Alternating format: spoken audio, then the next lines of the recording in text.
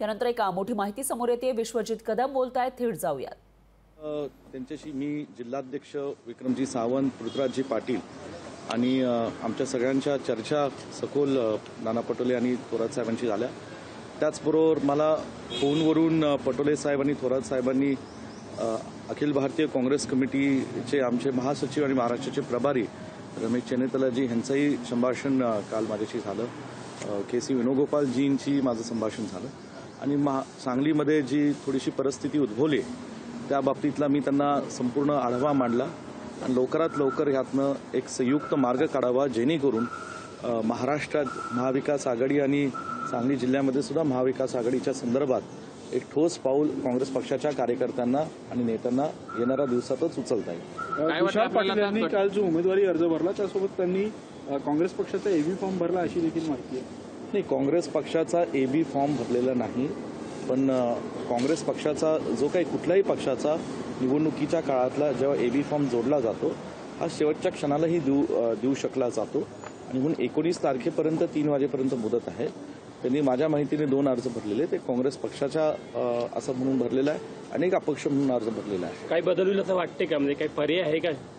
नाही, आता बदल होईल की नाही हे मी जाणत नाही, कारण आता राज्याच्या आणि देशाच्या काँग्रेस पक्षाच्या आमच्या ज्येष्ठांची ही जबाबदारी आहे की एक सांगली जिल्ह्याचा काँग्रेस पक्षाचा कार्यकर्ता आमदार म्हणून आम्ही सगळ्यांनी सातत्याने प्रामाणिक प्रयत्न केला की ही सांगली जिल्ह्याची जागा ही काँग्रेस पक्षाला मिळावी आणि त्याच्यासाठी शेवटच्या क्षणापर्यंत आम्ही प्रयत्न केला।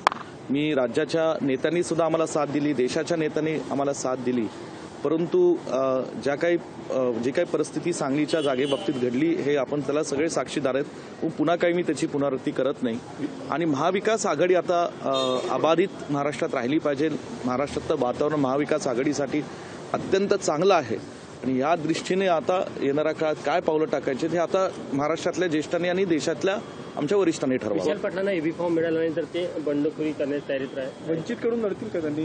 नाही, आता ठीक आहे, बहुजन वंचित आघाडीच्या अनेक प्रयोग महाराष्ट्रात चालू आहेत आणि या प्रयोगामध्ये काय काय घडतं हे एकूण म्हणजे त्या निवडणुकीचा अर्ज भरण्याच्या शेवटच्या दिवसापर्यंत चालू असतं, म्हणून मी त्याच्यावर काही टिप्पणी करणार नाही। राहिला प्रश्न अपक्ष भरायचा आणि उभा राहायचा, ह्या बाबतीतली मला खात्री आहे की काल जी काही जिल्हाची वस्तुस्थिती आम्ही मांडलेली आहे त्यातून राज्यातले वरिष्ठ आणि देशातले वरिष्ठ त्यांच्याशी बोलून यातनं मार्ग काढतो। थोरात साहेबांनी म्हटलं की यामध्ये आता महाविकास आघाडी धर्म पाळावा लागणार आहे। आमचे ज्येष्ठ नेते जे होते त्यांनी सुद्धा प्रयत्न केला, आता मिळाली नाही, त्यामुळे आता महाविकास आघाडी धर्म पाळण्याची ही सूचना आदरणीय नाना पटोले साहेब, आदरणीय बाळासाहेब थोरातजी, आदरणीय रमेश चेन्नीतालाजी, आदरणीय KC वेणुगोपालजी या सर्व वरिष्ठ नेत्यांनी आता जिल्ह्यातल्या आम्हा तमाम नेत्यांना दिलेली आहे की महाराष्ट्राच्या हितासाठी महाविकास आघाडीचा धर्म म्हणून महाराष्ट्राच्या जनतेच्या संरक्षणासाठी, महाराष्ट्राच्या जनतेच्या विकासासाठी महाविकास आघाडी धर्म पाळायला पाहिजे।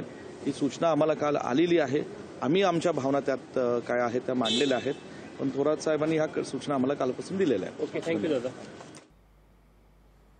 या ठिकाणी थोरातांनी म्हटलेलं होतं आणि त्यानंतर आता विश्वजित कदम यांनी वरिष्ठांनी याविषयी निर्णय घ्यावा असं म्हटलेलं आहे। सांगलीमध्ये विशाल पाटलांकडून 2 उमेदवारी अर्ज दाखल झालेले आहे।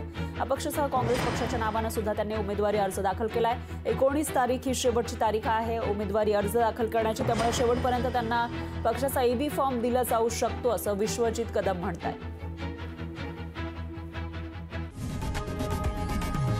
लोकशाही मराठी ऐका, पहा, जागरूक रहा।